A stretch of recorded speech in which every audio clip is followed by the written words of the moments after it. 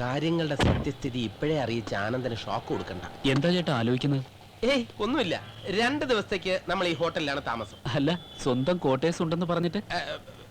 അത് പിന്നെ ഞാൻ സ്ഥലത്തുണ്ടെന്ന് അറിഞ്ഞ മന്ത്രിമാരും DGP ഒക്കെ വിളി തുടങ്ങും ഓരോരോ കാര്യങ്ങൾ സാധിക്കാൻ.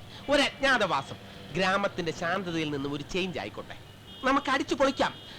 നീ റിസപ്ഷനിൽ ഇരുന്നാ മതി, ഞാൻ ഇപ്പൊ വരാം. എവിടെ പോകുന്നു? കുറച്ച് കാശ് കടം വാങ്ങാൻ. കടം വാങ്ങാനോ?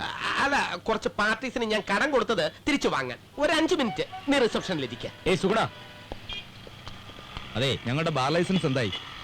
ഓർഡർ കിട്ടിയില്ലേ? ഇല്ല. മിനിസ്റ്റർ ഒരാഴ്ച മുമ്പ് സൈൻ ചെയ്താണല്ലോ. മിനിസ്റ്ററെ കണ്ടിട്ടാ ഞങ്ങൾ വരുന്നത്. സുഗുണൻ എന്നൊരാളെ കുറിച്ച് അങ്ങനെ കേട്ടിട്ട് പോലും ഇല്ലാന്ന്. അങ്ങനെ വരാൻ വഴിയില്ലല്ലോ. ഞാൻ മിനിസ്റ്ററുടെ പ്രൈവറ്റ് സെക്രട്ടറി ഇപ്പൊ തന്നെ വിളിക്കാം. Hello hello.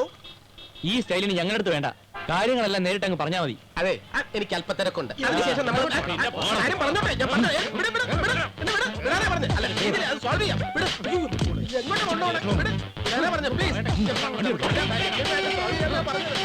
ചേട്ടാ, സുഗുണേട്ടാ, ആ പോയാളെ അറിയോ? പിന്നെ നമ്മുടെ അലയൻസ് കമ്പനി മുതലാളി സുഗുണൻ. പാവം, സുഗുണനെ ഒരേരോടെ കിട്ടി. കയ്യിൽ നിന്ന് എത്ര കാശ് പോയി? കഷ്ടം.